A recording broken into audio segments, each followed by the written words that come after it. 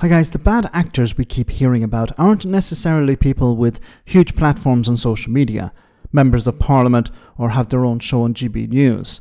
They can be so-called experts brought in to give their opinion on what's going on. Something we're hearing a lot at the moment is that the vast majority of people who are angry are not burning police cars or attacking mosques, but are just concerned about the rise of Islam and unlimited migration. Their words, not mine.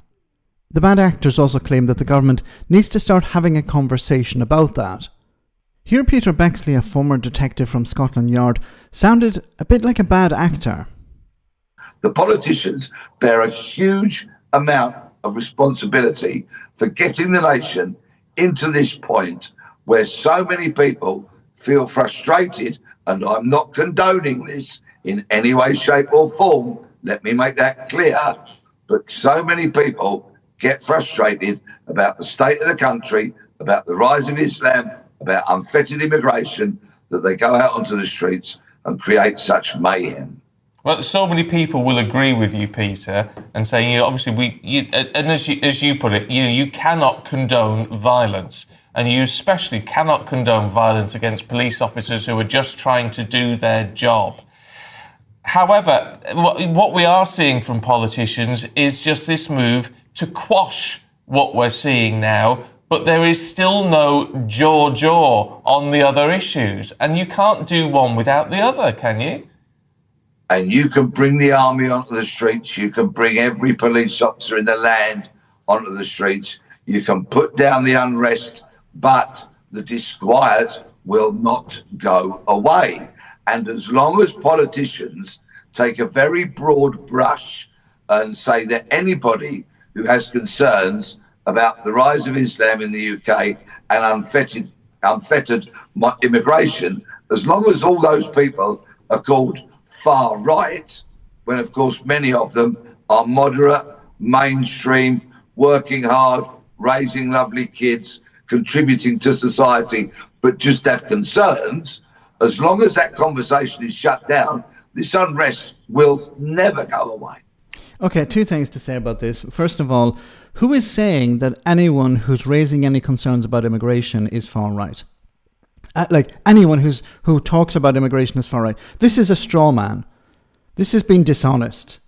This is trying to, this is trying to create a narrative where people are not allowed to talk about things because if they do, they'd be brandished far right.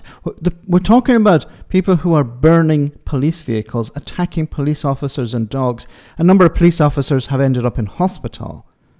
We're talking about these people are far right.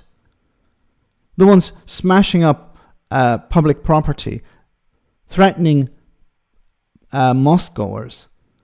We're talking about these people are far right. Nobody has said anyone who has a concern about immigration is far right. So this is, unfortunately, the narrative that's been pushed out. You're not allowed to talk about anything. And the second part, you're not allowed to talk about anything. We haven't talked about anything but immigration since, 2014, 2015, in the run-up to the Brexit referendum.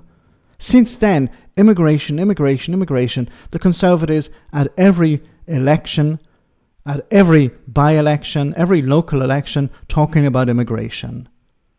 We need to bring down immigration. Immigration is a problem. We've had prime ministers, secretaries of state talk about nothing else than immigration. So, first of all, this idea that everyone who talks about immigration is far right, is being brandished far right, is rubbish.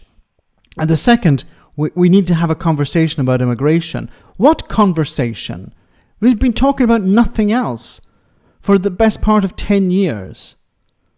At what stage do we have to have a conversation about immigration? You're pandering to people who don't want compromise, who are not interested in, secure borders or anything like that. They just want foreigners gone. They don't want foreigners. There was, I believe, an Uber car attacked and the driver was pulled out because he looked foreign. This is the stage we're at. How do you come to some sort of agreement with those thugs? Do they need to be listened to? Do their concerns have to be pandered to? It's absolutely ridiculous. And unfortunately, so-called experts are being brought on who are not providing expert advice, not expert information. They're just feeding into this narrative that the likes of GB News and others are pushing. Let me know in the comment section, guys, what you think. As always, your comments are greatly appreciated. Thanks a lot.